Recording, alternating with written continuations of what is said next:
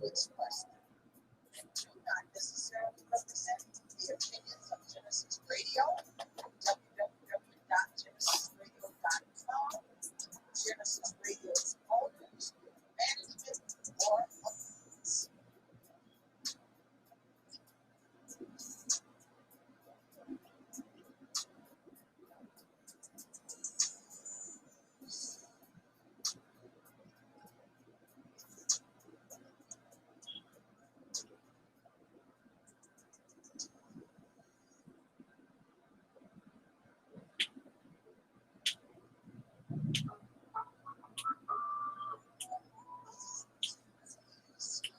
Oh, yeah, we on a sistership. Roll with us, we on a sistership. Oh, yeah, we on a sistership. Roll with us, we on a sistership. Sistership. We got it. Some. Let's talk about it. Let's talk about it. Sistership. We got it. Come on, let's talk about it. Let's talk about this. Let's talk about that. Talk about this. Talk about that. Let's talk about Sistership. Talk about. Talk about. We're my sisters. You roll with me and I roll with you. We're my sisters. We got this, sisters. You roll with me and I roll with you. So, sis, oh, sis, you know you're on a mission, no change. Hey! We change because we hit to the rain. Now sunshine like bling. I'm talking about life skills, The right wills. love kills. Stand Together. Hey! Come on. because you know we understand The power of a friendship, fam. that life on purpose. We don't want to see you hurt. No matter the color networking. Yeah, we on a sistership. Come with us, we on a sistership. Yeah, we on a sistership. Roll with us, we on a sistership. Hey! We got these sisters. You roll with me and I roll with y'all. Come with us, we on a sistership. Yeah, we on a sistership. Roll with us, we on a sistership. Hey! Let's talk about it. Let's talk about it. You roll with me and I roll with y'all. Let's talk about it.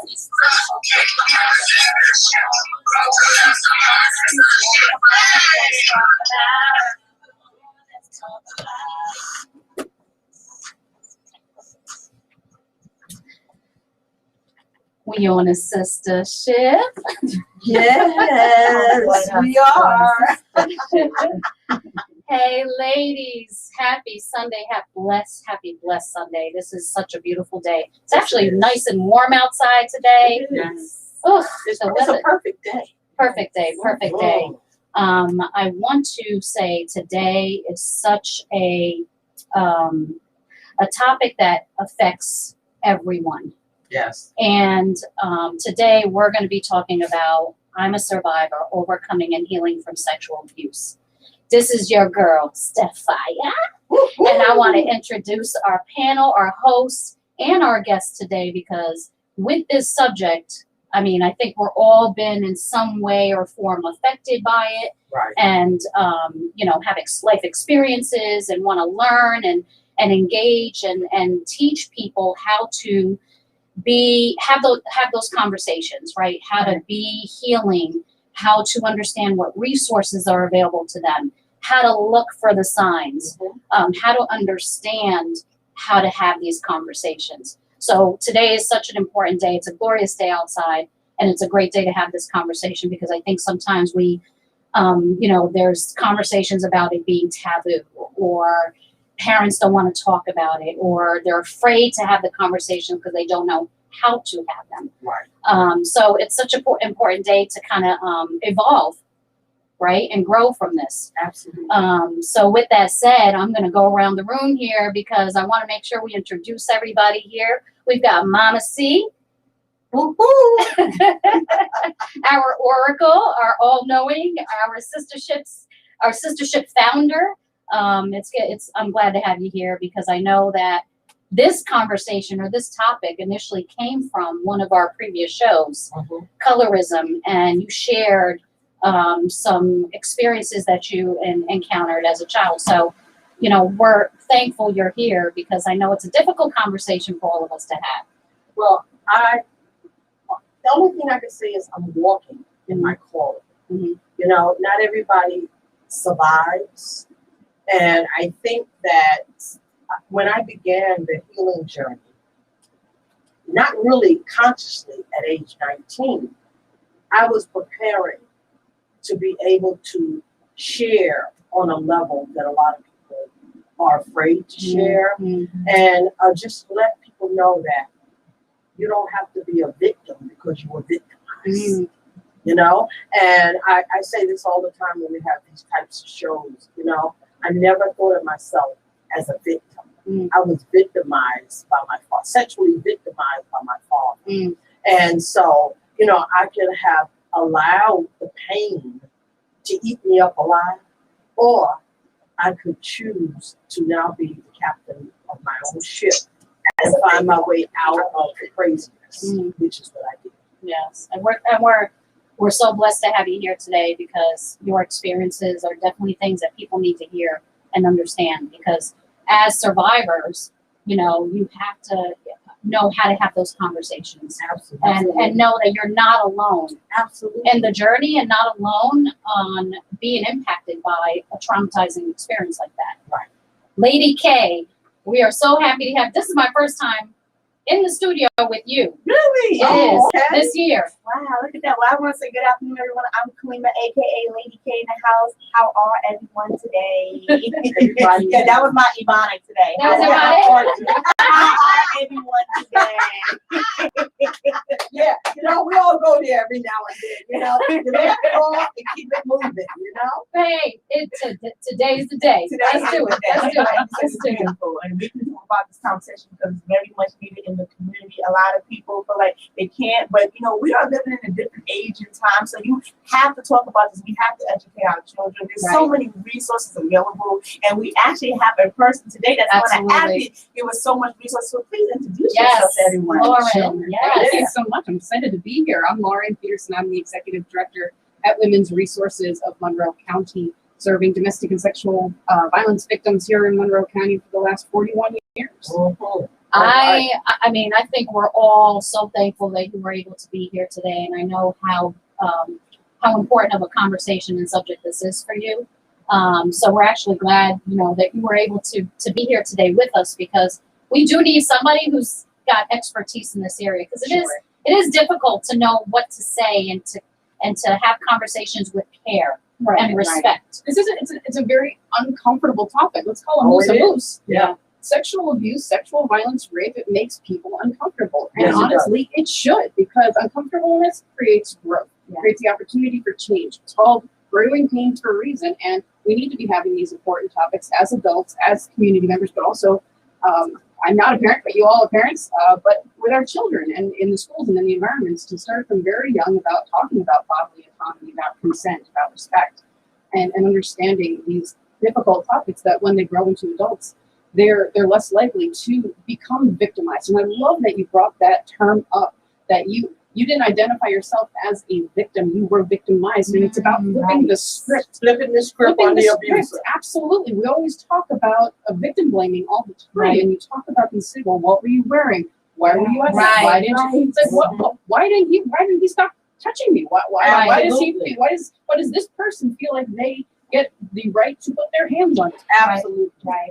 And you're right. We have to keep talking about this a very profound topic, because it's happening to so many people. And I know when I was director of Women's Health Services, a program I designed and directed at the hospital where I worked at the time, I used to go and I spoke to many different women's organizations, and I shared my story.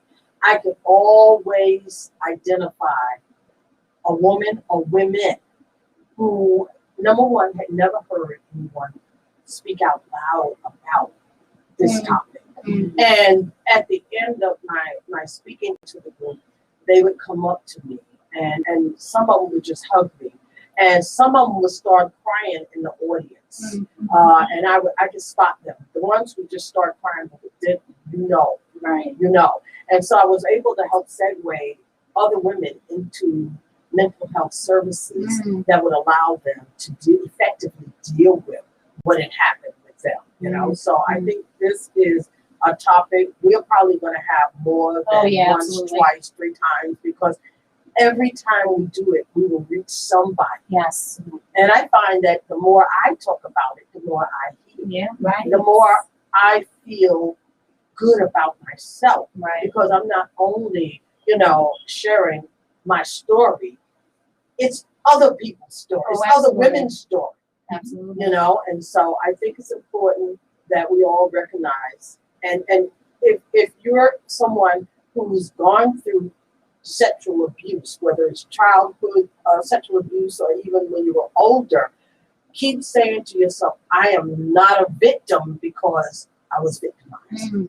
I'm a victim if I choose to be a victim. Absolutely, and reach out. And there is absolutely healing in solidarity together. Absolutely. And that's why Women's Resources does what we do, and we're here for the community. You can contact our 24-hour hotline any time of day. It doesn't matter if it's 2 p.m., 2 a.m., and you will always get a trained crisis counselor. And what is that number? Share that number. We're going to share that number a few times. Yeah, right.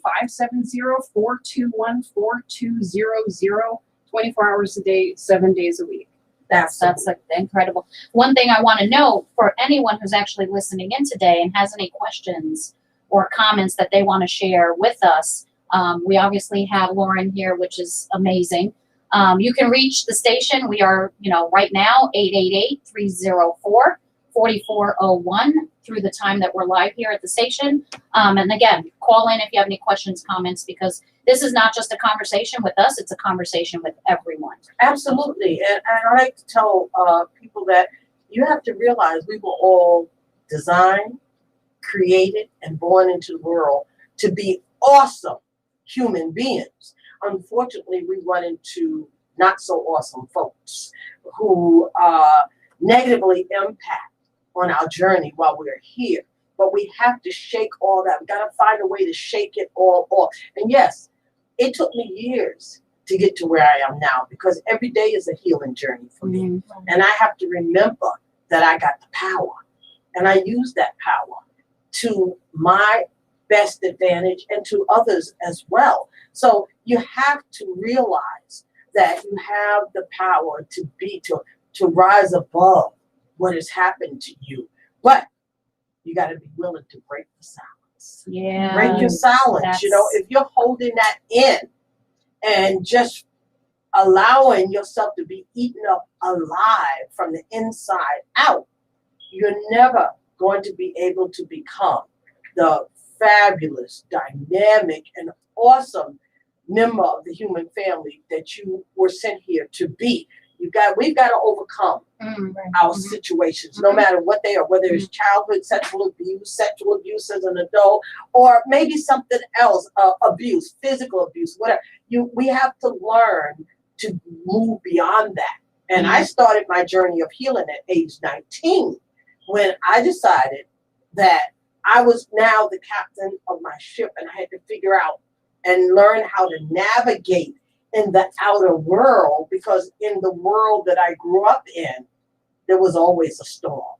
It was stormy and dark. So I had to choose to walk out of, to move beyond the darkness and into the light of the world that, I now had to navigate as an adult. And every day is a healing journey. Every day, Can I bring you back real quick? I love how you said you took back your power. Right. Yeah. A lot of people let their power in the hands of their abuser. Yes. And they stay in the shell and they don't want to speak and they don't want to talk. But like you said, as you yourself, when you come out and you speak, you give them the courage. Well, maybe I should say something. Maybe I should reclaim back my power. And it's never too late. It doesn't matter if you're 20, 30, 40, 50, 70. It does not matter. As long as you get to that pivotal point and you say, you know what? Let me take back what's mine. And that's my power and how I want to control it. Because I'm not going to put the ball in your court, because I would never give you that power. So putting the ball in your hand is so powerful. Right. And wanting that healing and just go to your next level in life is so powerful. Absolutely. The empowerment work that Women's Resources does is so critical. And sexual abuse, domestic abuse, child abuse, it all revolves around power and control. That is the core of what is being done to another person. The method of that power control can be sexual acts, physical acts, financial abuse, emotional, verbal abuse, but the core of it always revolves around power and control. Right. And you can get that opportunity to take back your power. And that's what our counselors are trained to help you do. So when I go to a hospital in the middle of the night for a rape victim, the way that I was trained and the way that I train others is when I walk into that room, I ask very simple questions to start that process. May I come in? Would you like me to sit down with you? Mm. Would you like me to? It's allowing them to choose for themselves, Absolutely. to recognize The that they have beginning. option, the option to make choices and have those choices be respected. Yes. That's this whole thing about power. And I just thought about it. I mean, when you said that, that changes the conversation and makes you feel empowered at that point as a person who was victimized to say, hey, you don't own me. I get to make the decision now on how I want to address it. So I love that about taking the power And one of the things I think is also important is that what we're doing today, we're not able to empower you. right. We're able to give you tips, tools, and right. tactics, Right. as my dear friend Cassandra Mack often says, that will help to empower you, but only if you use them Right. and become enriched. I always say you can't empower your life until you become enriched with the information you need to do that. Right. You know, I hear a lot of women say, oh, I'm empowered. Well, if you ask them, well, what does that mean and how did you become empowered? They give you the stare because they're not sure. They're only sharing something that they've heard on a consistent basis. You know, everybody's talking about, well, I'm empowered. But when you stop them and ask them, well, what does that mean? And they can't answer that, and that means they're only verbalizing something that they've been hearing, but they don't understand how to become empowered. So we have to get the information, gain strategies on how to maneuver our way out of the darkness, out of the pain, out of the guilt, out of the shame that we feel when we are victimized by someone.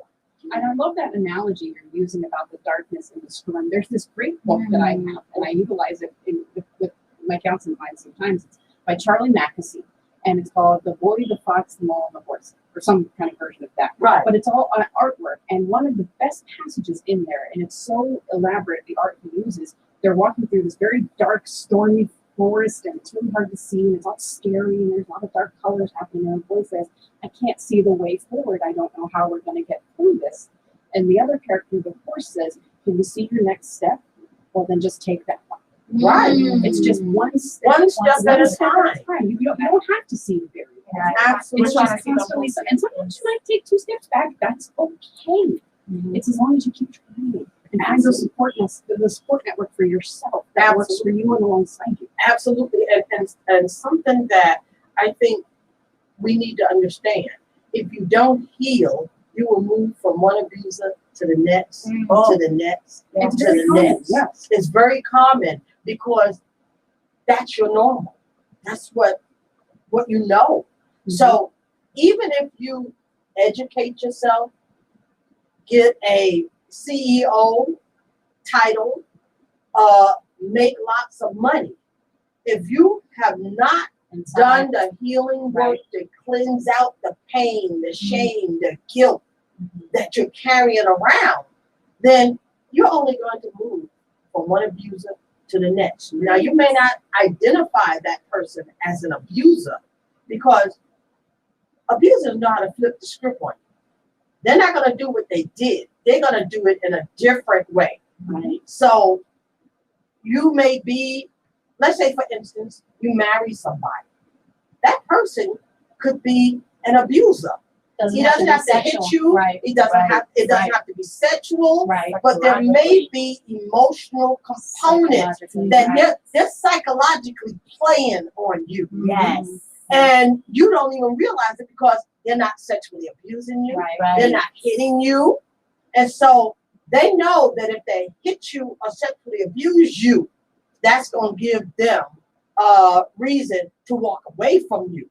Okay? So they choose to be your abuser by maximizing their control over you through emotional in emotional ways. And that goes They back know to how the to power. gaslight you. They know how to gaslight you. Mhm. There's different tactics to That's gaslight, right. so you definitely have to be aware about that. But talking about that, you just don't know. But that's when you come to a sense of awareness, then that changes the whole dynamic. And it takes time. You don't know because a lot of us, we're just ignorant to the fact, and that doesn't mean that you're stupid. You just don't know yet. But when you start walking in that moment, everything's changing. You're like, I can identify you, even though you're different from him. I still see you. I know who you are. You can't fool me. I see right through you. And when you can do that, you can eliminate those type of people because again, you took back the power because you're Absolutely. And men who are emotional abusers, a lot of them have mastered that process. You won't even know you're being emotionally abused. And so the bottom line here is you got to do the healing work so that you can identify the different types of abusers there are out there. And that leads, so I just want to make sure people also understand, yes, the high percentage of women that are abused. There is a percentage that are men as well. Oh, absolutely. Young boys. And gender nonconforming. Gender nonconforming, and LGBTQ population is one of the highest at risk for domestic and sexual abuse because of they're already ostracized at times from the community. They're already isolated sometimes from their family and their own support system. So just because women's resources, we have women in the title, does not mean that we only serve women. Men, boys, LGBTQ, gender nonconforming, it doesn't matter who you are. If you're a survivor, a family member, a survivor, reach out. We're here to help you. But 1 in 6 men are sexually abused in their life. And that's just the reported numbers. We know that sexual assault, we talked about this earlier, sexual assault is one of the most underreported crimes regardless. But when it becomes a masculine victim, it's even higher. Exactly. Absolutely. So reaching out to those men, young men, to understand that 1 in 6, you're obviously not alone. This has happened to you, other people, right? That you can reach out for help, that you can come back from this. You can receive that healing that you talked about to grow and become a survivor, to become a thriver, which I'm sure we're going to talk about. Absolutely. Yeah. And I realized at some point, I was in my 50s when I realized that, consciously began to realize that in order to be successful and thrive in the way that I needed to, I had to not only be a survivor. If you're a good survivor, you partner that with thriving skills, because you do need thriving additional skills to thrive. So if you are a survivor and you have a dream, a calling, a passion that you want to pursue, you're going to need additional skills in order to bring you out of just that survival mode. And if that survival mode works for you, like you said, Lauren, that's good, fine. We support you in all your goodness and desire to be the person you want to be, not who somebody else kind of impacts on your life to be because it benefits them, but who want to see you thrive, spread your wings, be the author of your own story. You're the author of your own story. Let me tell you, my first 5 books were all part of my healing process. I was journaling, and I didn't even know that's what I was doing. I was journaling, and I was getting all the pain that I had stored up inside of me, because you see, I had gone back to school and educated myself. I had created a program to help other women, but I never recognized the fact that I needed the same kind of help Yes. I was providing to other women. Mm. And so I think the sooner you begin to, and I think subliminally I was thriving without consciously being aware that that's what I was doing. But at the point when I realized, wow, after I survived, there were things that I did to begin to thrive. I went back to school and got my GED. I went back and got my GED. I went on to school, got my associate degree. Then I went on and got a bachelor's degree. But I was also thriving on my job. So, I mean, it's important to have that thrive, at least that thriver consciousness. Right. If I want to thrive, then there are things that I'm going to have to do. I may have to go back to school. I may have to, start journaling and getting all that stuff on the inside of me out, and then maybe sharing that with other people. People always ask me about my books, but I said, you know what? They're available on Amazon.com, but I don't push the sale of those books because they were really part of my healing journey. Mhm. But if you are in the process of healing, I can tell you the process and the progress of each book, how it took me to the next level, to the next level, to the next level. So start, if you don't want to talk to somebody else, how about sitting down with a pad, a journal, buy yourself a beautiful journal and do that for yourself. And then sit down and start writing. I mean, stuff was coming out. Stuff started coming out in the middle of the night. So I slept with a journal and a pen. Mm. And that's how I penned my first 5 books. Mm. I've written 3 more books since. I haven't yet published them yet. I've figured out what I'm going to do for the next book. But you have to kind of figure out, you're not just here because. Yeah. We're all here for a reason, and we're all here to help each other. But it has to come from a place of love. Yeah. Okay, Yeah. but the problem is most people don't know what love is. They just think it's a feeling. No, that's that chemistry thing, part of love, that may end you up in the wrong beds of life. So you have to understand that respect is a component of love. Mm-hmm. Loyalty is a component of love.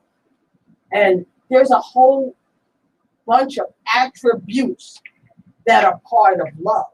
And if any of those attributes are missing, then that's where you need to focus, because there's some garbage somewhere within you. That's why that one attribute of love is missing. Well, and that goes back to also the healing aspect, right? 'Cause Yes. sometimes you don't love yourself because you've been victimized. Right. So Absolutely. you start the whole blaming yourself and all these things. So I experienced that myself, blaming myself. I should have never did this. I shouldn't have went there. I should have listened to my father. This happened because. This happened because. Right. Rather than blaming the person who victimized me, I blame myself. Right. Oh, Right. absolutely. And that was when I had to later on in life, and to your point, the writing piece, I was writing poetry, like constantly writing poetry. And I think that was a way for me to get out, It's a catharsis. Right. my feelings and be Right. able to kind of get through what I was getting through, and this is why it's important to have this conversation, is because I grew up in an environment where there was closed conversations or not conversations about sex or what to look for. It was like my father was very overprotective, and it was culturally, that's just, he protected us from everybody, right? Like you don't go to a family member's house and stay overnight.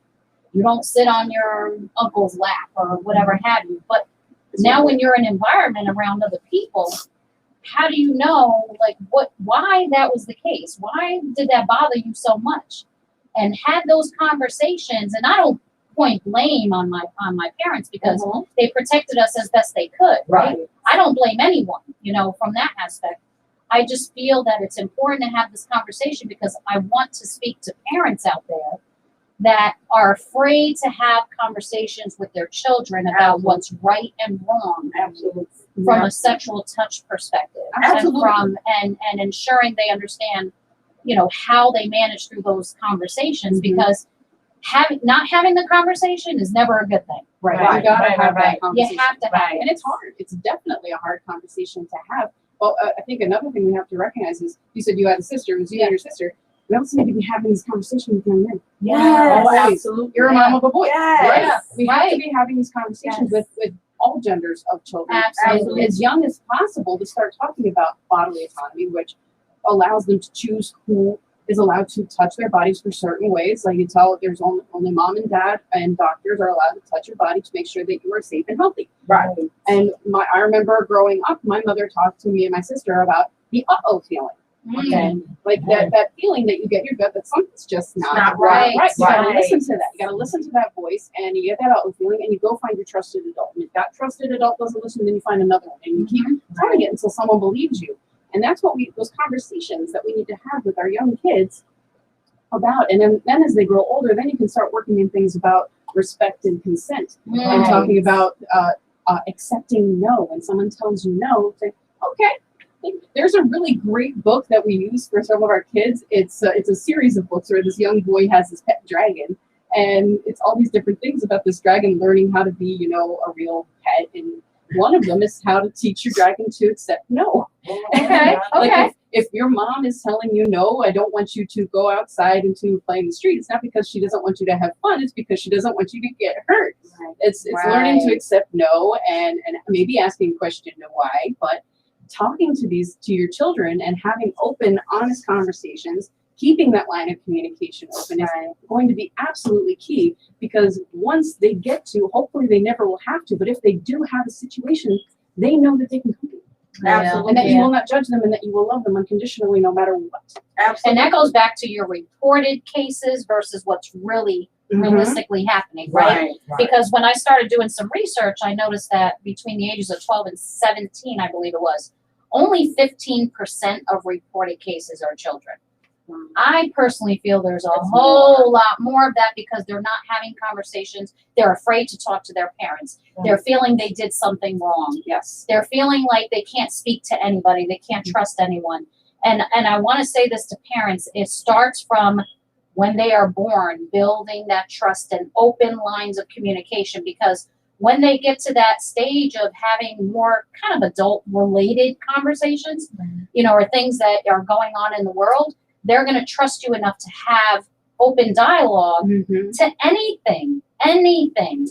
And that's why it's important to have conversations and be open. And again, it's about parenting, not about being a friend to your children. Parent, it's a verb. It's a verb. Right. I want you to explain that, because It's a verb. Parent. And I can't coin that one. That one goes out to Patrice Peterson, my mother. she coined that one. Is that parent? Yes, it's a noun. It's also an adjective. It's also, but even more importantly, it's a verb. You have to be an active parent. You are not your kid's friend. They will get friends wherever they go in life, but it is your job to make sure that your children grow up healthy, happy, productive, safe adults. That is the job you have, and to love them, of course. Yeah. But it is an active job, and as I think you were saying earlier, this is the toughest, hardest job of ever. And if you actually were paid for it, you probably wouldn't have to work another job in your entire life. Absolutely. That's so true. Exactly. But I think that a lot of people don't know how to parent. It doesn't. Children don't come with a manual. They don't come with a manual. And I know when I was raising my daughter, I tried to put her in an environment that wasn't like the environment I grew up in. I made sure that she had food. I made sure she had clothing. I made sure that there was a roof over her head. And I tried to provide for her what I didn't have. But there's more to that than just providing the essentials, or what we believe is the essential, the material things. Emotional That growth. emotional growth is Right. important too. And that was something I didn't know when I was raising my daughter, that I had to pay attention to her emotional well-being. And that's because my emotional well-being was not intact yet. Right. I I played a good game.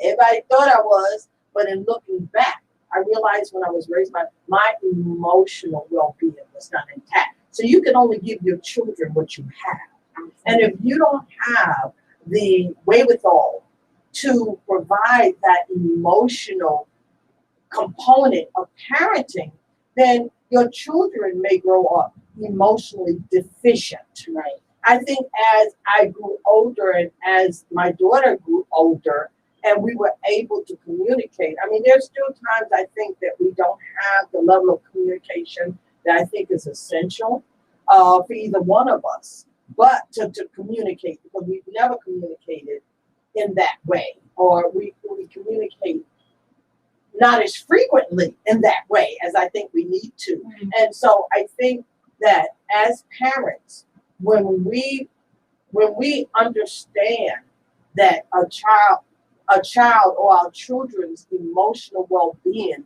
is predicated on ours, right, then I think for those people who really want to be good parents, they can begin to look up and understand more about how to be emotionally healthy themselves so they can help their children become emotionally healthy. And now the big buzzword is emotional intelligence. Yeah. And I had a group that I was working on the emotional intelligence component with. Once I was able to understand its relationship to me and to my relationship with everyone else, my daughter, my grandchildren, friends, other people in general. Right. So I think we have to get real savvy about our own emotional well-being.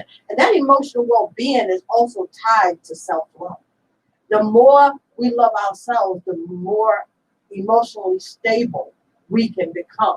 We got to do the self-work. I do a series that comes out on Sundays entitled Meology, Mastering the Science and Fine Art, because it is an art form of self-love. Mm-hmm. So important, we've got to love yourself. Yeah. And I wasn't taught that when I was younger. Right. Matter of fact, there was no teaching in my household at all. My mother was mentally ill in a mental institution most of the time. My father was never there. I mean, we ran roughhouse through the house and through the neighborhood. Mm-hmm. You know, we did whatever we wanted to do. We threw hooky parties. We did all of that because we didn't know any better, and there was no discipline or rules or guidance in our house. But you also were experiencing a traumatizing experience through that journey as well. So, absolutely. So it goes back to kind of like you react to certain situations and things the way you feel best because you're dealing with a traumatizing, victimized experience at that point in time. And the fact that the human mind does not mature to somewhere around the age of 25, and for some it's older. Right. I know some 50 and 60-year-olds who have not matured spiritually, emotionally, all of that. Mm-hmm. But we got to do that. It's important for our well-being as well as the well-being of our children and the people in our lives. Do we have a call coming in? You got a call coming in. All right. Awesome. Caller? They on? Are they on? Hey, Jane. Yeah. Jane. Hey, Jane. How are you? Can she hear us? Yeah. Okay. Jane? She hear you. Okay.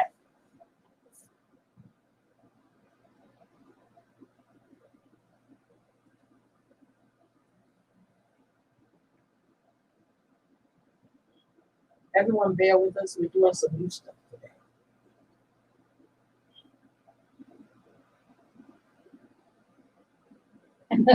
Jesus.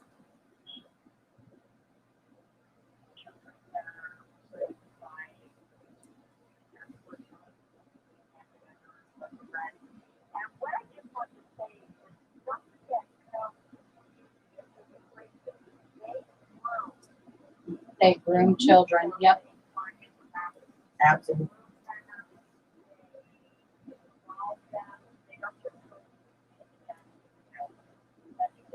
Mm-hmm.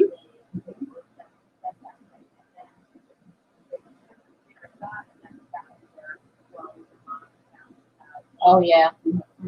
Yeah. Oh, yes. So there's that aspect, but I totally agree regarding the Mm-hmm. our children, my own grandchildren. I talk to them all the time about the spiritual state of the Mm-hmm. Great. there. Yeah. You know, and when that that they should have someone else, someone Absolutely. yeah, that's true.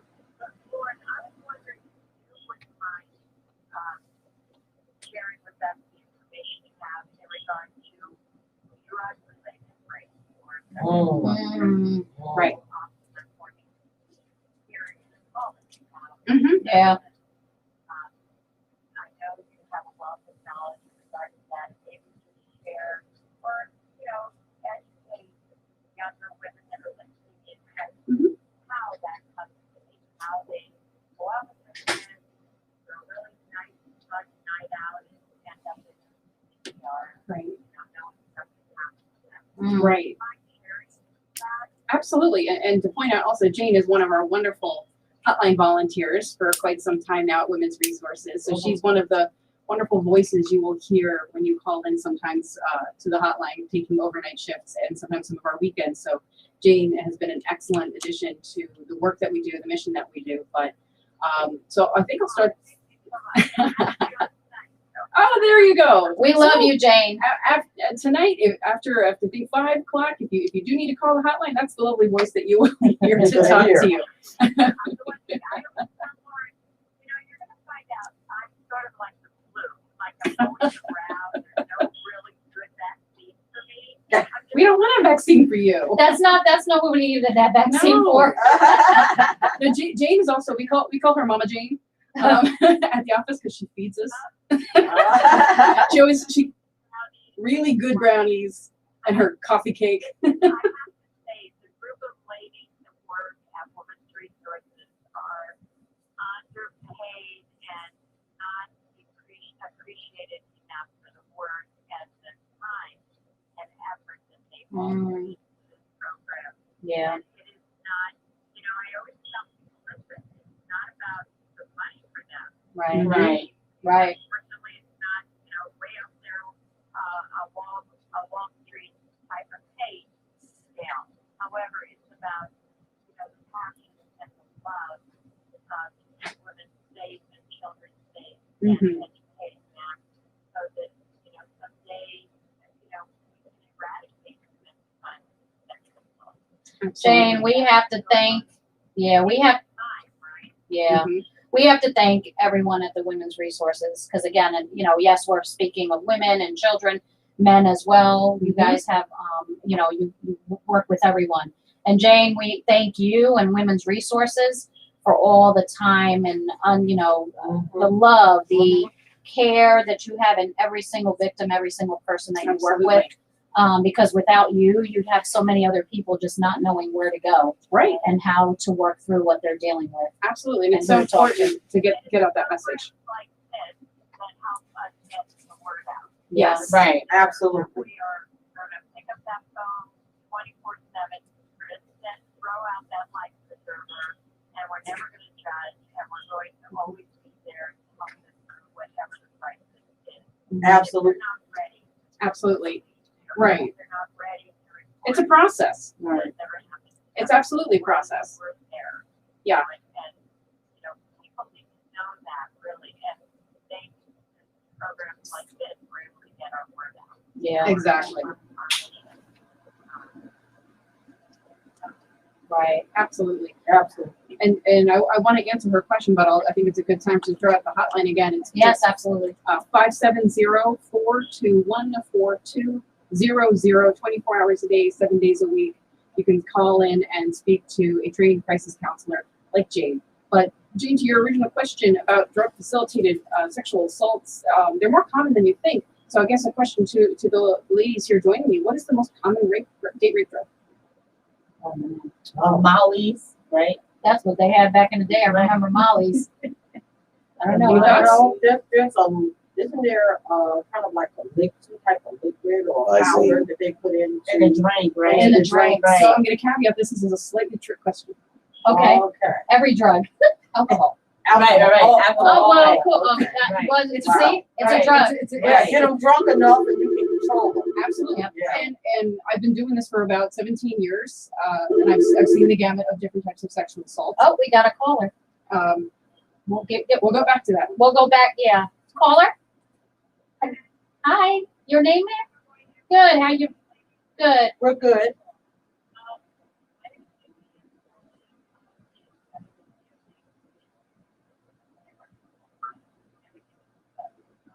Sure. Mm.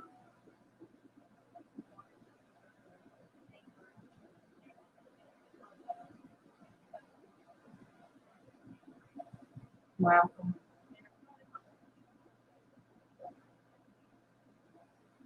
Wow.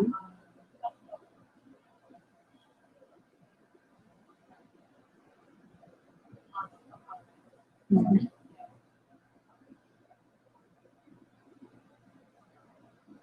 Mhm.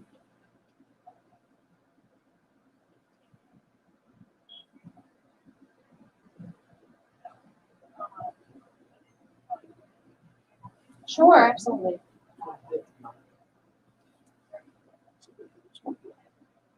Mm.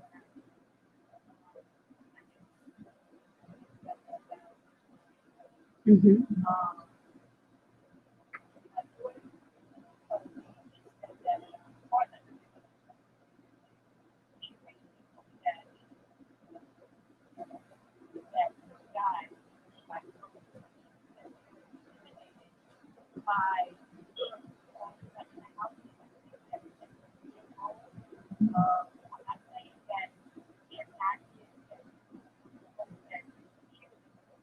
Mhm.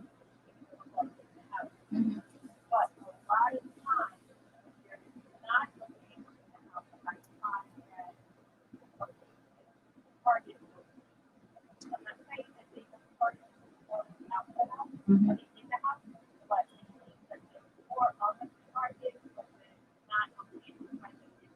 Right. Mm. That is, no, and that's absolutely something we've seen, especially with child abuse victims. I think I'll go back to a very common name that we've heard is Jerry Sandusky, and it came out in the trial as he actively targeted families and children who did not have a father. Right, Mhm. It right. was single moms. Yes. that Yeah. absolutely targeted. So that's absolutely true.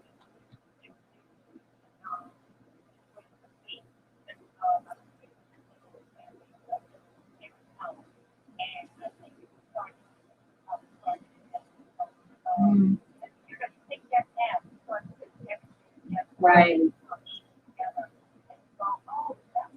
Mm-hmm.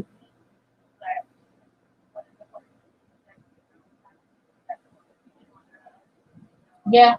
Yeah.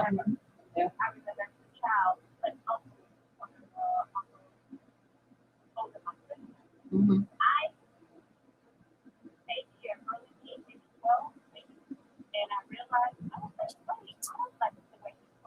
Mm, yeah. Yeah. Right.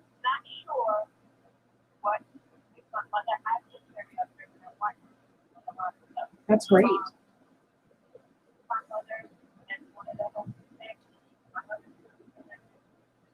Mm. Mm. Wow. Right. Right. Wow.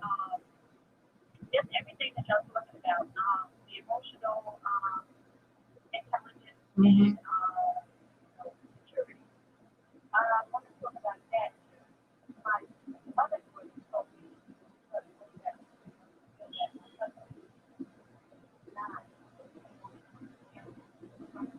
Mm.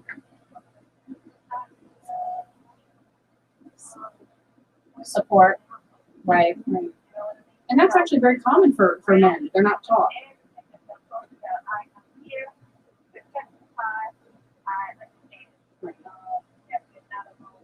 Right. Mm-hmm. Right.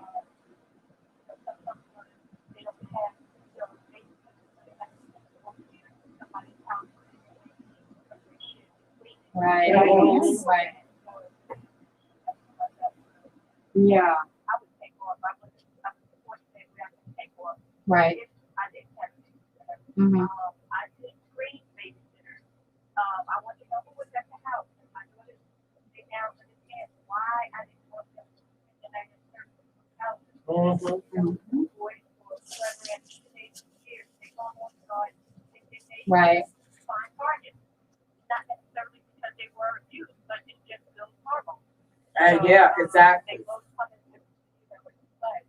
So I'm just on my journey. Mm-hmm. Oh, absolutely.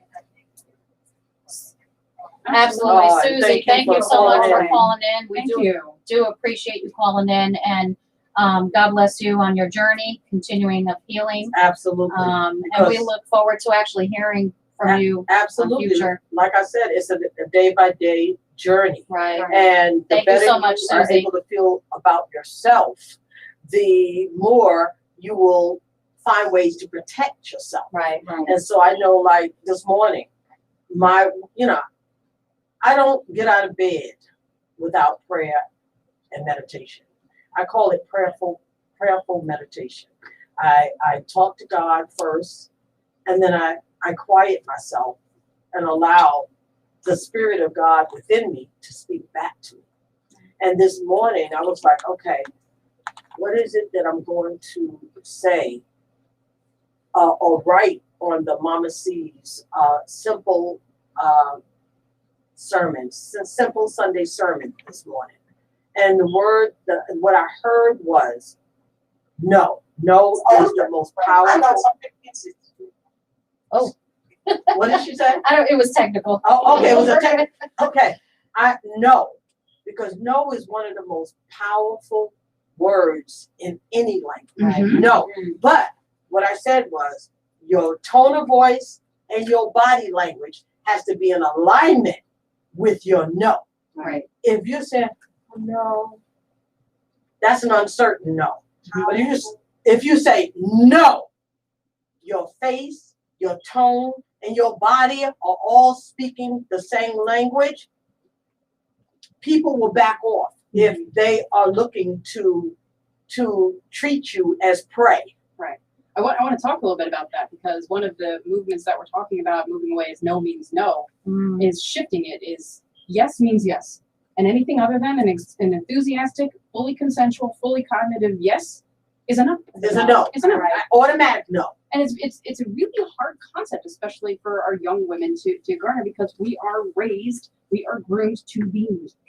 Yeah. Girls should be silent, be Yes. ladylike. I mean, there's a place for all that. If that's your jam, go for it. But that's just how we were raised. And when you're in a situation that's making you uncomfortable, you're not trained to tell them, no, stop it. And it's like, no, I'm not ready right now, but that's still a no. That's still a no. Right. And I train people to accept that. Absolutely. I Right. so agree with you. And I think that, when we understand that we have the power to say no, Mm-hmm. then we can say no and actually feel that no and transmit that energy that comes along with our no. And that when we train our little kids, we go and we do these great programs for young kids. We're second graders, these Care for Kids programs that Women's Resources Prevention Education programs do. Right. That's what we talk to them about, how to say no and say it loudly, to project their voice, to say no, go, and then tell. Absolutely. A lot of people say to me, oh, you're so strong.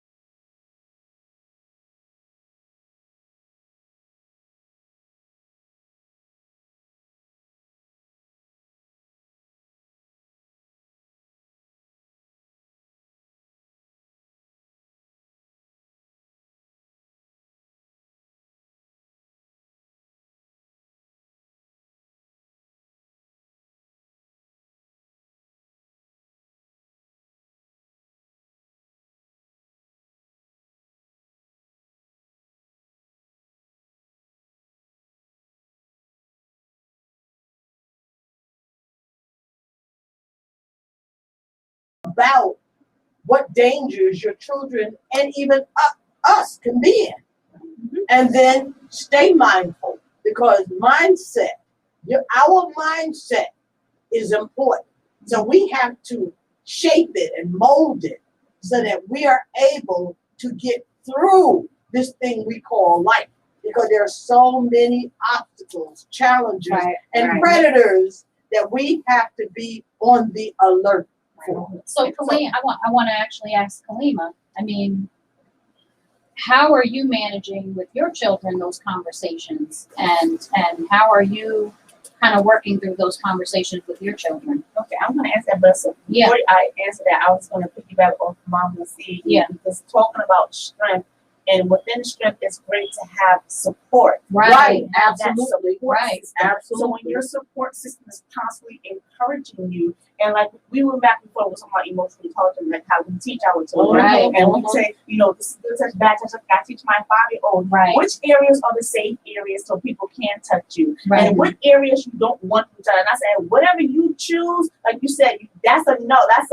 That area is restricted. Don't touch me. I remember one day we was in the dollar store, and I was at the counter and I was ringing up my stuff, and my son was right next to me, and I think the lady tapped me on the shoulder. He told her straight up, "Don't touch me." And she said, "You're absolutely right. I apologize, but I love how he had that power." Right. Because I give my son that support system that he can talk that way. And he's only 5 years old, and I said, and that's what's needed. Right. Support. So even when they do come out and speak to you, now here's the biggest part: when they speak to you and they tell you that someone actually did something to them, now they're looking at you, how you going to handle it. And when they see how you handle it and you give that emotional support, that just changed the whole tone. And I have 2 members in my family that, that went through, sexual assault, and I had to be there for them. And just for them to feel good that, wow, she believed in me. That was number one, because they need to know that you believe in us. And when other people, and this is what I need people, I really need people to get out this mindset. When they tell you who the predator is, do not go into the defense mode of that predator, because that's who they are. Yes. They put that mask on. Oh, not me, never me. I can't do that. Yes, they can. The predators need support systems too. Hello?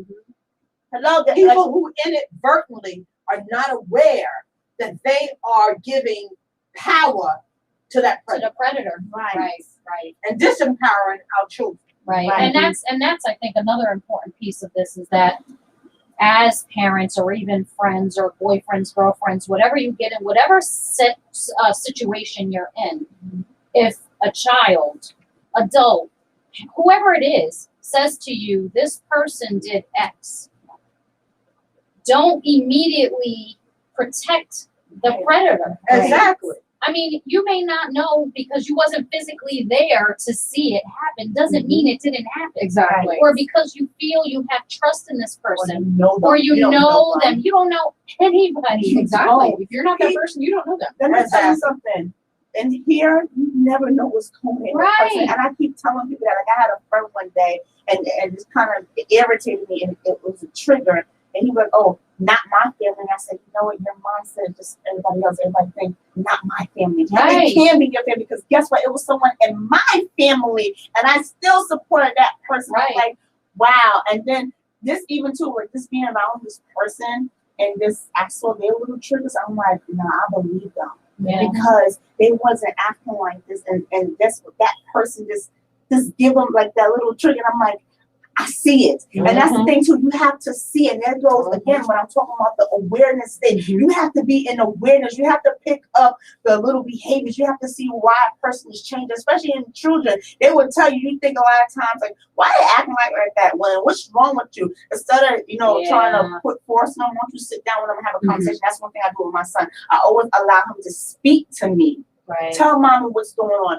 Did somebody do something to you? And he would tell me, and that's one thing I love when he's so vocal. But again, it goes back to me giving him that support, so he feel confident in me to do what I have to do, just in case somebody did anything to him, not even just touch him for this anything, because he knows mom is going to handle it. Yeah. And he see me in action. Right. And that goes back to, we were talking about trust factor, right? Mm-hmm. Just because you're a parent doesn't mean you have immediate trust. Right. That That's child not has an accident. immediate trust, right? That's learned. behavior based on your experiences, based on how you feel with that person. So I want parents to also understand that just because you bore a child Right. doesn't mean everything is immediate, right? Right. You know, like you have to build that confidence in that child. You have to nurture them. You have to make them feel comfortable with you, comfortable to speak and have a conversation, not be constantly scolded and things of that nature when they're acting a certain way, erratic or whatever have you.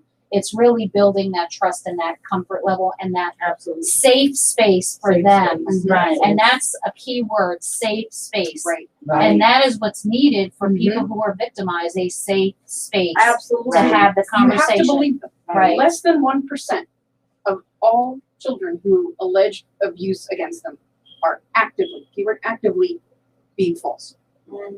What you'll probably think of as them lying is them testing the waters. They're going to put out little nuggets of not fully what happened because they're not 100% sure how someone's going to react. This is common, especially like older teens, preteens, to see how someone is going to react. They're not going to just come out and say, Uncle Joe, touched me and backed up. No, very, they're going to hedge. They're going to push. They're going to see how you're going to react. Are you going to freak out? Are you going to believe me? Are you going to ask me, drill me for 20 questions? They are going to test the waters, but you have to keep those lines of communication open. Absolutely. It's so key. And actively say, I believe you and thank you for telling me. Absolutely. And in my case, twice we went to the authorities because that's how serious I was about, supporting these two individuals in my family. And when I knew it, before I walked into that station, I said, my life is never going to be the same again. But when I looked at that person next to me, I said, that person is worth it. Absolutely worth it. Like, just thinking about it makes me want to go to tears because I'm like, I don't care. I will fight for the battle for you because I believe in you. That's right. When we stepped in that precinct and we told our story, and that's another good thing too, because a lot of people are like, if I say anything, nothing gets done. When you keep talking, you keep reporting, they have it on records. Not only did we go to the authorities, we went to the courts, and guess what? That predator, they kind of backed off because they see I set a serious tone. I'm not playing with you. Do not play with my family. And I said it in the court. Yes, Your Honor. No, Your Honor. This person did this. And I went on file myself and I testified what I did and what I didn't do because I spoke my truth. And guess what? Because I did that, I took back the power. You took back the power. I had the power. So now this person is powerless. They can't even do anything. They can't put nothing out in my head because sometimes when you go ahead and act first, they can't do nothing because you did what you were supposed to do. You did the right protocols. And the other piece of that is not only did you take back your power, but the next person that they attempt to victimize, they are almost, and I'm not saying that they would not do it, but there are in some cases they may pull back and say, I'm not going to victimize this person because they told on me, I went to court, and not everybody goes to jail. Right? Exactly. And that's the unfortunate thing because I've looked at the statistics about how many people actually. Most people never get to trial. Most people don't even get to trial. Most sexual assaults, one, are never reported. Most sexual assaults never get to get actual charges pressed against them. And even less of them actually get to a trial phase, and even less than that actually get a conviction. And I think it's important to be aware that sometimes the predator is sitting where the judge is sitting. They go into positions of power because it gives them access. We hear about the Boy Scouts and the Coast They go up against Jerry Sandusky. They don't. Those positions don't make predators. Those positions don't make child abusers. Child abusers seek out these positions to gain access. Power and control. Exactly. And also to your point, it creates that support system. When the thing broke with the clergy or with Sandusky or whatever, they're like, that couldn't happen. He's so nice. They usually are. That's how they get in. Exactly. Because they are very good manipulators. They're very excellent. Very good actors. Absolutely. And one of the points that I have listed that I think is so important to bring up is sometimes as a survivor, you spend years longing or grieving the family you didn't have. I know many a times I said, I wish I had a loving, supportive family. And, the reality is I didn't. But I have to move on. Right. I have to let go. I have to let go of whatever is tugging at my heart, at my spirit, because I can't change what was, but I can change what is and can be. Right. So we have to be real. Reality has to be our stepping stones. Mm-hmm. You know, here's a stepping stone that I can use to get to the next level, to the next level, to the next level. And it is step by step by step. The magic doesn't happen overnight. It happens over a lifetime. It's a process. It's a process. Absolutely.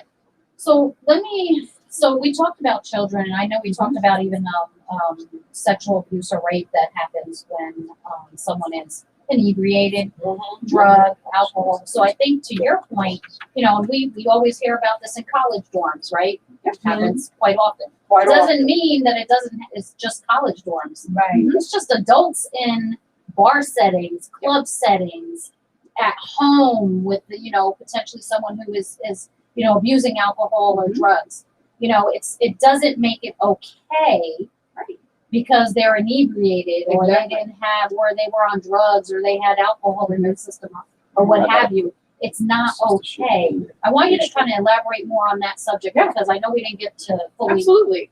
So people who utilize alcohol or actual drugs they're incapacitating their victims. Right. And the thing is, it's not like sometimes you'll get that abuser who's applying, let's say that term, applying someone with alcohol, right? Mm-hmm.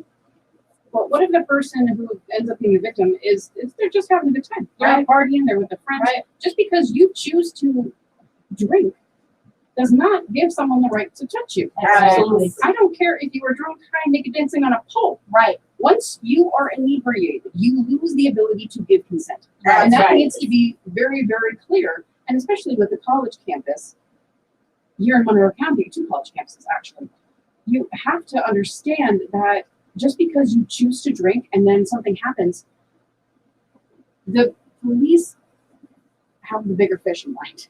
A lot of victims are afraid, well, I was drinking, I was underage, Right. I shouldn't have been, and then there's that guilt, they're afraid, they don't want to get in trouble. Okay, underage drinking, rape. Which one do you think they're going to want to go after? You might get a talking to. It's like, maybe wait till you're 21, do it legally, but I have never met a law enforcement officer who goes after a victim because they were drinking. I've never met one. I've never met one because they're more concerned about the bigger fish.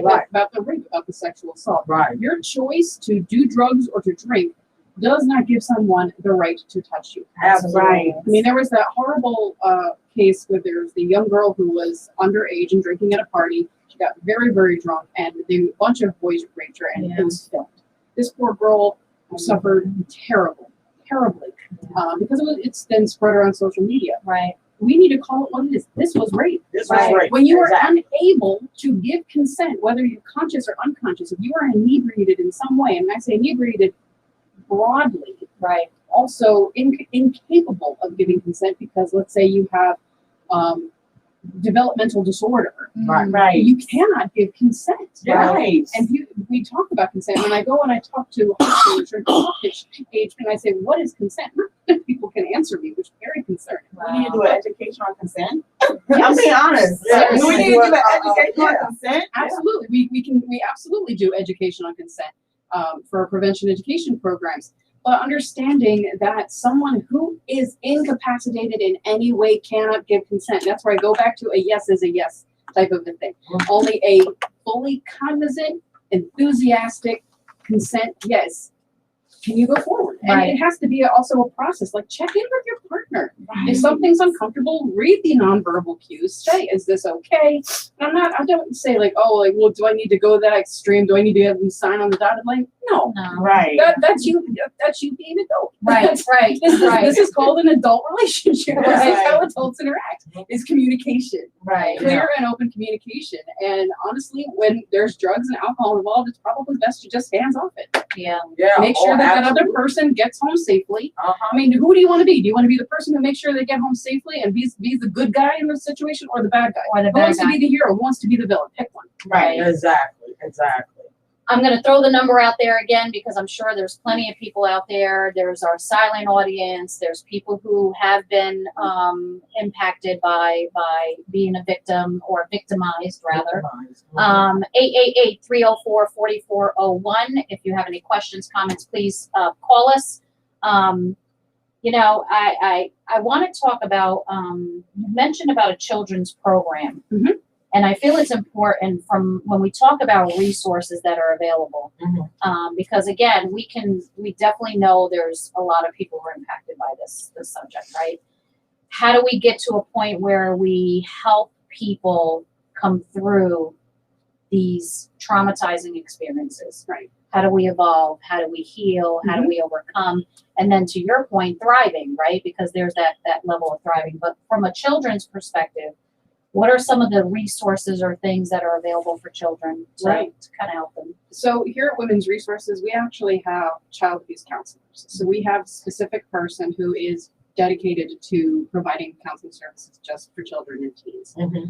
We're going to be growing that position to more than just one person because we are being a little bit overloaded right now. But it's not just direct victims. We call them direct victims, and significant others are indirect victims. So let's say there's a child who's in a home and they're witnessing abuse between their parents. They're being affected, whether they're being struck or not. So that program is there for any child who is affected either directly or indirectly by abuse, sexual, physical, verbal, in the home or to themselves. Secondly, there's great resources out there that parents can utilize for free to help them learn how to have these conversations. It's not an easy. You're not going to learn how to intuitively have this consent conversation, to have the safe and unsafe touch. I remember you brought it up, the good touch, bad touch. We're actually getting away from utilizing that, and there's a reason we're using safe and unsafe touching, because sometimes a bad touch feels good. So then it gets confused. I'm like, okay, I know this is cognitively, I know this is a bad touch, but it feels good. I'm confused. Safe and unsafe touch, and using that feeling. This doesn't make me feel comfortable. I don't feel safe. I don't feel okay. Find your adult. But I think it's safesecurekids.org. It's a great free resource for parents. You can learn. There's videos. There's worksheets you can download to work with your kids. There's conversation starters on all different types of topics, and it is 100% free for you to go on and utilize these resources as a parent or as a caregiver.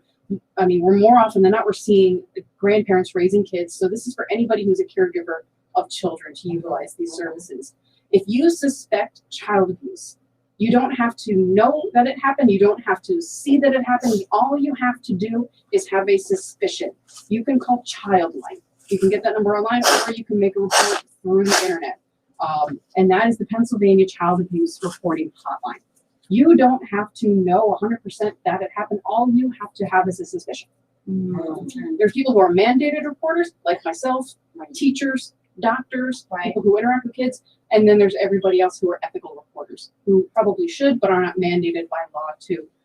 But I want to stress that we're all on the job of protecting children.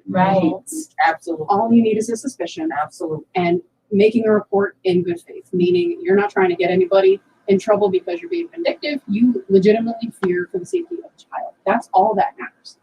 And if you are wronged, it's great. Means someone's not being hurt. But making that report in good faith, you are putting it out there that you might save a child. Make that report. Make that call. You might be that deciding factor that kid is safe for the first time in their life. And I think we second guess ourselves to such a degree that it's an impediment to us and other people. So, I mean, trust your gut. Absolutely. I think it's important that we trust that that gut instinct is there, and we were designed with it for a purpose. You know, don't make excuses and don't be afraid. Some people are afraid, well, what if I'm wrong? What if you're right? What if you're right? That's what you really should be focused on. What if you're wrong? If you're wrong, great. You're wrong. But what if you're right? That's where the onus should be. What if you're right? Then making that call could save a kid. To save a kid's life, exactly. And there's one point that I think is very important to this whole process is be compassionate with yourself. Yes. Sometimes we're too hard on ourselves. We put the blame all on On ourselves. ourselves. And whenever we are victimized, it is never our fault. Absolutely. It is the fault of the victimizer. Right. So we have to then realize that, internalize that, and embrace that reality. And then be compassionate with ourselves. If we can't love ourselves, then who else? Unfortunately, too many survivors are running around trying to be loved, find love. But you don't actually know love until you love yourself. And when you know what that feels like, you know when somebody is being unloving to you, maybe to your children or whatever. You got to understand what it feels like.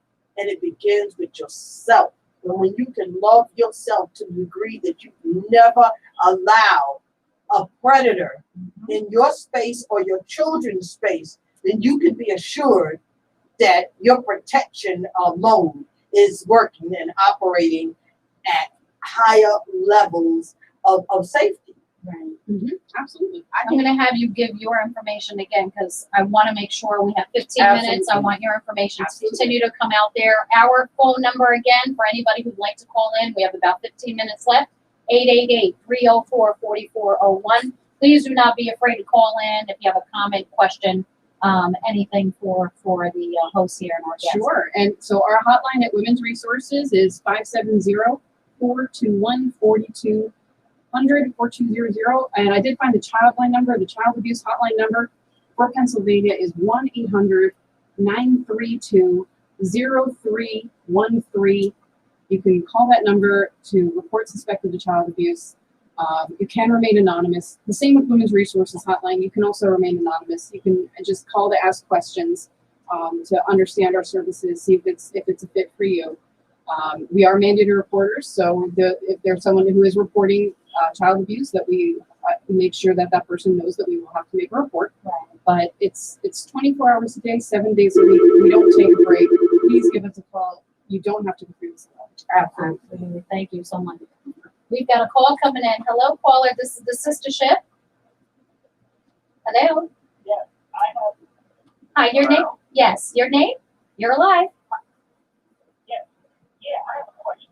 And it's with respect to legislation. How do we shorten the window so that people that have unemployment are more inclined to come and speak up? Because some of the high profile that, people waiting, and I'm not blaming the victim, but what can we do to shift the society from a law enforcement or legislative perspective, make sure that victims are coming forward to the process that we consume on that. Mm-hmm. First, I want to say, sounds like that is one of Darren our Johnson. Darren Johnson, I should know. Yeah. Thank you, Darren, for that question. Great question. And he is on our brothership. Darren Johnson, aka DJ Jersey. Okay. Lauren, That's a great that's question. a great question. Fantastic question. And there's actually a bill that is circulating through the Harrisburg legislature I right heard now about that. about expanding this 2-year limited window for child abuse victims to do civil reporting. This is not criminal, civil reporting to their abuser. And it is kind of tied to the abuse cases that came out of the different archdioceses and dioceses in Pennsylvania for child abuse. But to report child abuse criminally, there is no window right now. At least I believe so. You have to check that. So come back to me. Right. But if you are a victim of child abuse and you want to report the crime to the police, it doesn't matter if you are 5 or 50. Report it. The difference where it comes into play is when it's a civil report, when it's a civil matter, meaning non-criminal, meaning a lawsuit against someone. That's where that bill is coming into play, where they're wanting to open that 2-year window to allow for retroactive victims. So people who've already missed the civil window to come out and make a report and to seek civil litigation against their abusers. Nice. It's still in the works. I don't know where it stands as of right now. I believe it's still in committee, but it is a possibility. but I will check the law right now Yeah, and go absolutely. into it. But I do believe for criminal reporting, there is no time limit. But I'm going to check that. Yeah, no. So I mean, no, that's a good question, and Darren, we'll check into that information because I think, again, that's the other concern for those that are victimized, being able to get justice against the person, the predator, right? predator. That's what we'll call him, the predator. Yeah. So great question. We'll look into that, Darren. Thank you so much for calling in, and we'll be talking soon. Thank you so much. Appreciate it. I think that's a great question, only because there are people who are concerned about how do they get justice. Right. It's not. I guess I'm reporting the crime, right? Because it is a crime. Whether it be criminal charges or civil case, I'm reporting it, but I don't feel like I'm getting heard or justice outside of just me being able to convey Right. that I was victimized by this individual, putting it out there. Right. But how do we really get after the justice around that? It goes back to what we were saying. Like, it's a very small population of people who go to jail for, rape. And some Exactly. who go to jail end up out. Right, but the It's more very we hard. speak about it, Right. the more we speak about it, right, and the more we report it, just like I told you, I went through the authorities and I went to the court. So Right. when you do stuff like that, this makes our representatives of our state work hard because they have to seek seek into it. these Make them areas. accountable. Yes, they Right. have to work hard. They have to say, okay, this is what's happening. So it gives them the opportunity to put that into registration and to do something about it. So Right. that's how it can get to that level by coming out and speaking up. And how y'all speak up is women like us giving you the encouragement to do so, Exactly. to let Right. you know you're not alone, to let Right. you know that you have support, to let you know if you do need a safe place, resources like Women Resource, they would help you in those, because Right. there are women that they're in the household and they cannot. And I do believe last year when I was speaking to a licensed therapist, she said, when we was locked down in COVID, she Right. said, do you know how many calls that we receive? Because these people are home with their abuse. I wanted to segue into that because Yes, because I can talk to that. absolutely. Firstly, before we go on to that one, because that's a great topic, is the current criminal statute of limitations is capped for child sexual abuse is capped at age of adulthood plus 32, so approximately 50 years old. Okay. Okay. For civil, the way it is right now for civil is adulthood plus 12 years, so approximately 30 years old. Now, the two House bills, House Bill 962 and House Bill 963, those are the two I was referencing. 962, it extends the civil statute of limitations to age 55, and it removes the criminal statute of limitations entirely. That one does have a lot of support. Wow. I think it's great. That's awesome. 963 is the 2-year window that is still being under investigation. Right.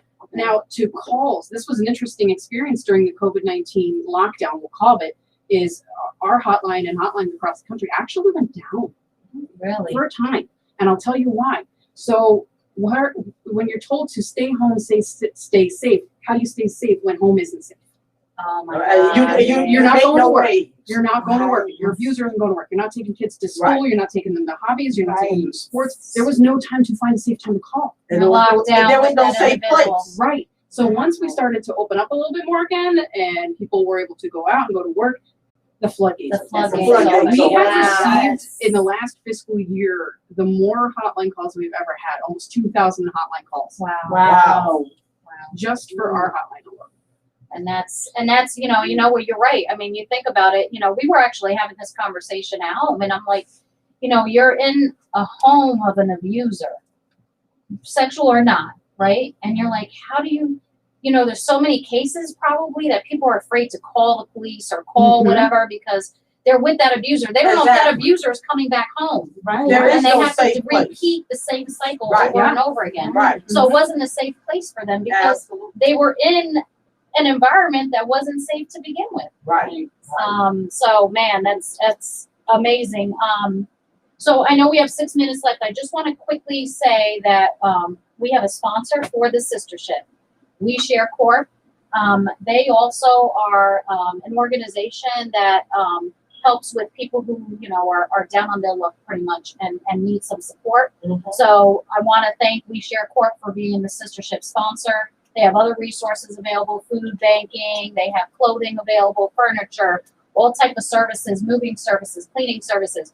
So again, please reach out to them. We share Corp. We appreciate them for being our sponsor and also being an extended resource for the community as well. Absolutely. Man, this subject is just I think we need a part 2. We need a part 2. And you know what, Mom? So you said something earlier, and I said, "Oh, that's a part 2," because you was talking about like when you're in a relationship, you're overcoming some stuff. Right. When you're dating someone who's doing that, Yes, that's hard. So you have to know how to deal with that person. Not a lot of people can deal with that. So And that's something else that women's resources can't. That would be able to consider a significant other, whether you are like married to them or if you're dating someone. Call our hotlines. Explain to them. We can give you services beyond just the direct victim. We can help support you to help support them. that's awesome. how do we, so I guess the question is from a healing perspective, we know writing, getting those feelings and all those things out there, right? Journaling is Counseling. very great. Counseling, reaching out to women's resources. Breaking the silence. Yeah, breaking the Getting silence. the counseling. All of those are great supports to just know, and I know it's so hard, and I'm speaking to whoever who is a victim, who's a survivor right now, that your core is telling you that it's your fault. It's not. It's not your fault. It's never going to be your fault. It is flipping the script. Someone did this to you. You didn't choose it. Absolutely. You didn't decide it. You didn't want it. It's not your fault. And we believe you, and we're here for you to help you, to guide you, to be by your side as you move forward in your life for your violence.